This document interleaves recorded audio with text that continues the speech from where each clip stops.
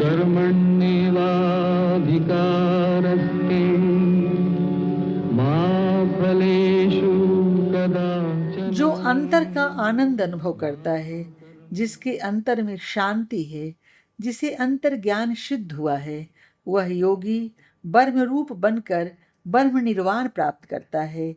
जिसके पाप नष्ट हो गए हैं, जिनकी शंकाएं और दुविधाएं मिट गई हैं, जिन्होंने मन को वश में कर लिया है और जो प्राणी मात्र के हित में ही संलग्न रहते हैं, ऐसे ऋषि ब्रह्म निर्वाण प्राप्त करते हैं। जो अपने आप को पहचानते हैं, जिन्होंने काम और क्रोध को जीत लिया है, जिन्होंने मन को वश में कर लिया है, ऐसे यतियों के लिए सर्वत्र ब्रह्म निर्वाण ही है।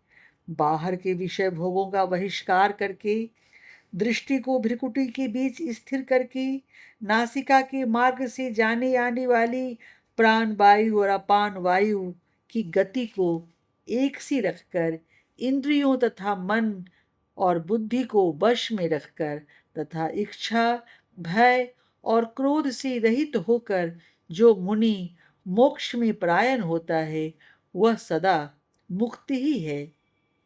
प्राण वायु भीतर से बाहर निकलने वाली और अपान वायु बाहर से भीतर जाने वाली वायु है।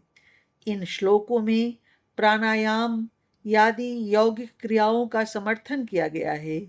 प्राणायाम आदि बाह्य क्रियाएं हैं और उनका असर शरीर को स्वस्थ रखने जितना तथा उसे परमात्मा के रहने योग्य मंदिर बनाने जितना ही है। भोगी के लिए जो कार्य सामान्य व्यायाम आदि करते हैं, वही कार्य योगी के लिए प्राणायाम आदि क्रियाएं करती हैं।